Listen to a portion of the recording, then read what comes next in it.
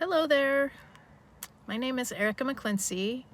I am an associate clinical social worker, and I work in the field of adult mental health at the present time. And I just wanted to create a little video. There's been a lot on my mind, and I'm sure yours too, regarding the panic surrounding this coronavirus, and recently the school closures. And I guess I wanted to talk a little bit about what we can do to help manage our panic. I know there are a lot of things going around on social media right now about caring for the elderly, not buying all the things in stores, making sure that there's something there for those who aren't as able to get out and shop as we are. And we're being told that it isn't necessary for us to buy all of these things, but I can understand how when we feel that we want to avoid and stay at home, we kind of feel like we need to hold on to something. You know, there needs to be something tangible that we can do for ourselves at this time. And I think the result of that is overbuying. And my son and I went out to get some things last night because we were pretty much out of we needed groceries, and we were pretty much out of toilet paper. And so we went out to the stores, and just seeing the shelves so empty, I'm sure that's something you guys have experienced too, kind of created for both of us this sense of anxiety. You know, when we did find something, it was like, well, maybe we ought to buy, a few more of them. And I think one of the things that I'd like to talk about is just, how much more impressionable, how much more fragile our minds are than we like to think they are. I think that there's kind of a sense amongst all of us that we have the ability to just decide, what we're going to think about and what we're going to worry about. But I don't think it's quite that simple. I want to share with you some ideas, though, that will hopefully help in those times when, for example, you just go out to get, a loaf of bread or a carton of milk, and you see the empty shelves and decide, man, I need to buy everything that is here to make sure that my family's safe. And I don't think that it's ill-intentioned towards anyone else. I don't think that the reason that we're seeing this panic buying has anything to do with lack of regard for anyone else's well-being. I think it is truly a response that we are that's adaptive, which means it's worked.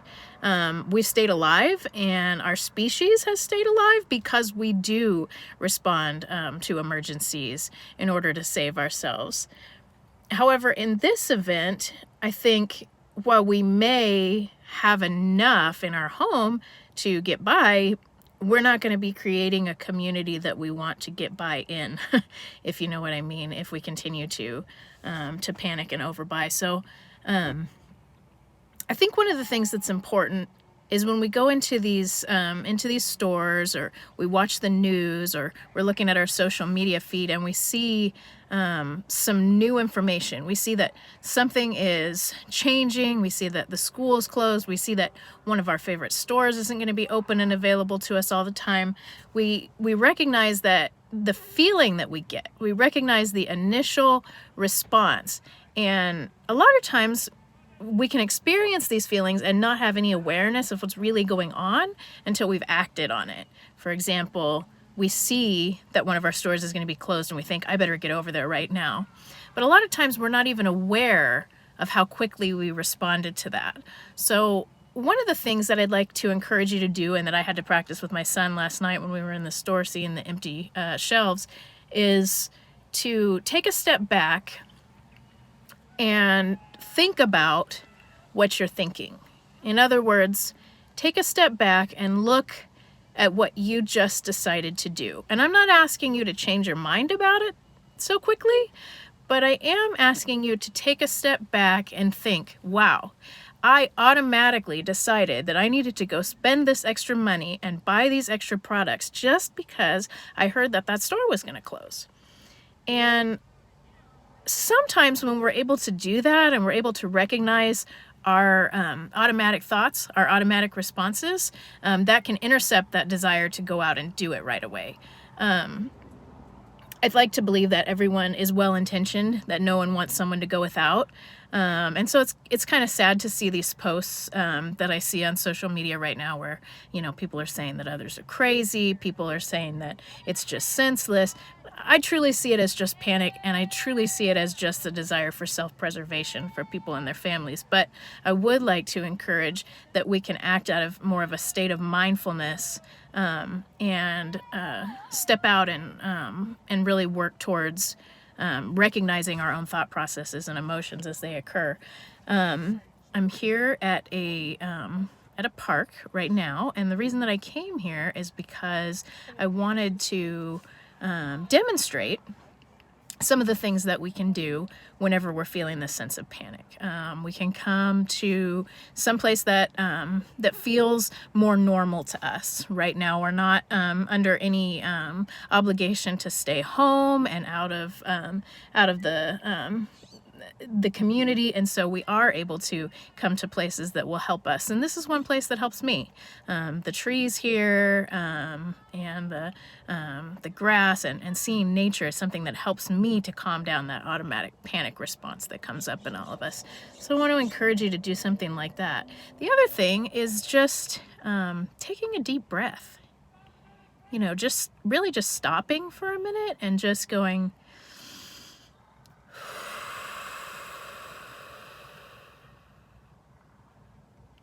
and realizing I have an opportunity to think about this. I have an opportunity to decide if the benefits outweigh the costs of, you know, for example, buying everything they have in stock of one of these particular products. I have the opportunity to choose. As I think a lot of times the panic just drives us and we don't feel like we do have that opportunity to choose. So I encourage you to just, you know, try to incorporate these skills. Try to incorporate these thought patterns into your daily life. Take a step back and realize what's happening with you. You can notice if your heart's starting to beat a little faster. You can notice if you know, you're feeling a little more prompted to action. You may not have been a few minutes before you receive some new news about the status in our world, in our community, but then as soon as you do, all of a sudden you feel like you got to jump into action. And I think it's important that we have the opportunity to think before we act, consider what the repercussions could be if we truly do go out and buy everything that's available. So anyway, I thank you for listening, and I thank you for watching the video here, and encourage you to share and talk to each other. If you are feeling concerned, tell your loved ones that you're concerned. It's okay for us to talk about this. Sometimes that also helps de-escalate the panic feelings that we really need to do something right in that moment. Sometimes just sharing those feelings with each other can help us act in more rational ways. So I encourage you to reach out to your loved ones and be honest about how you're feeling, and you can get through it together. As you're taking your deep breaths and calming down, if you cough, I encourage you to find some humor in that. You have breath in your lungs. You can feel the air going in, you can feel the air going out, and you can feel that cough that you coughed. And you're still here. We're all still here. So let's hang in there, and let's use our mindfulness skills to get us through this time. Thank you. Take care, everyone.